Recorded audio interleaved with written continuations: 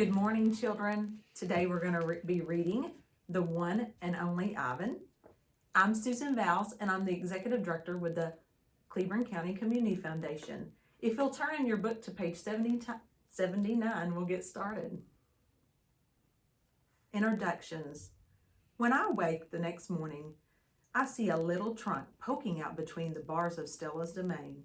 "Hello," says a small, clear voice. "I'm Ruby." She waves her trunk. "Hello," I say. "I'm Ivan."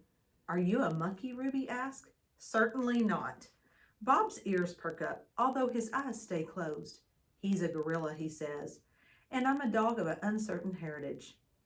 "Why did the dog climb your tummy?" Ruby asks. "Because it's there," Bob murmurs. "Is Stella awake?" I ask. "Aunt Stella's asleep," Ruby says. "Her foot is hurting, I think." Ruby turns her head. Her eyes are like Stella's, black and long-lashed, bottomless lakes fringed by tall grass. "When is breakfast?" she asks. "Soon," I say. "When the maw opens and the workers come." "Where?" Ruby twists her head in the other direction. "Where are the other elephants?" "It's just you and Stella," I say, "and for some reason I feel we have let her down." "Are there more of you?" "Not," I say, "at the moment." Ruby picks up a piece of hate and considers it. "Do you have a mom and a dad?" "Well, I used to." "Everyone has parents," Bob explains. "It's unavoidable." "Before the circus, I used to live with my mom and my aunts and my sisters and my cousins," Ruby says. She drops the hay, picks it up, twirls it. They're dead. I don't know what to say. I am not really enjoying this conversation, but I can see that Ruby isn't done talking. To be polite, I say, "I'm sorry to hear that, Ruby." "Humans killed them," she says. "Who else?" Bob asks, and we all fall silent. Stella and Ruby. All morning Stella strokes Ruby, pats her, smells her. They flap their ears. They rumble and roar. They sway as if they are dancing. Ruby clings to Stella's tail. She slips under Stella's belly.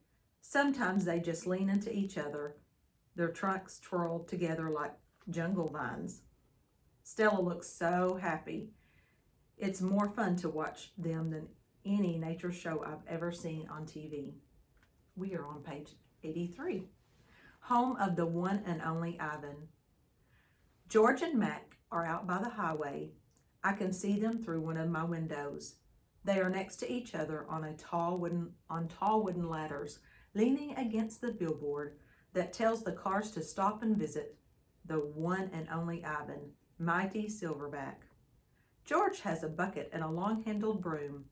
Mac has pieces of paper. He slaps one against the billboard. George dips the broom into the bucket. He wets the paper with the liquid from the bucket, and somehow the paper stays in place. They put up many pieces before they are done. When they climb down from the ladders, I see that they've added a picture of a little elephant to the billboard. The elephant has a lopsided smile. She is wearing a red hat, and her tail curls like a pig's. She doesn't look like Ruby. She doesn't even look like an elephant. I've only known Ruby one day, and I could have drawn her better. Page 85, art lesson. Ruby asks a lot of questions. She says, "Ivan, why is your tummy so big? And have you ever seen a green giraffe? Can you get me one of those pink clouds that the humans are eating?" When Ruby asks, "What is that on your wall?" I explain that it's a jungle. She says the flowers have no scent, and the waterfall has no water, and the trees have no roots. I am aware of that, I say. It's art. A picture made with paint. "Do you know how to make art?" Ruby asks. "Yes, I do," I say, and I puff up my chest just a little. I've always been an artist. I love drawing. "Why do you love it?" Ruby asks. I pause. I never talked to anyone about this before. When I'm drawing a picture, I feel quiet inside. Ruby frowns. Quiet is boring. Not always. Ruby scratches the back of her neck with her trunk. What do you draw anyway? Bananas mostly. Things in my domain.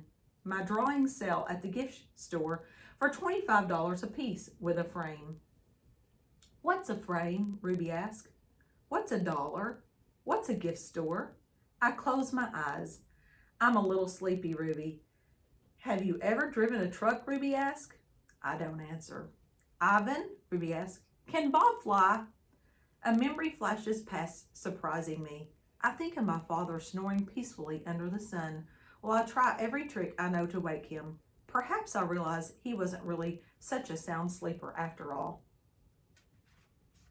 Page 88, Treat. How's that foot, old girl? George asked Stella.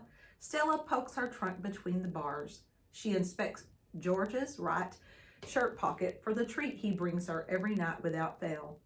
George doesn't always bring me treats. Stella's his favorite, but I don't mind. She's my favorite too.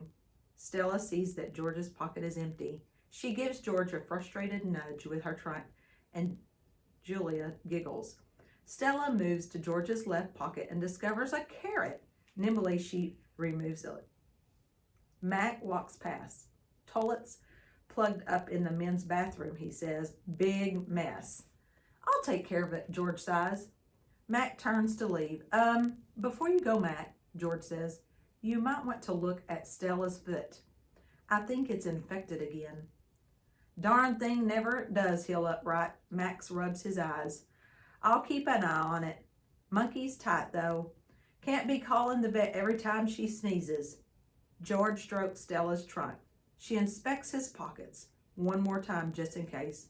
Sorry, girl, George says as he watches Mac walk away.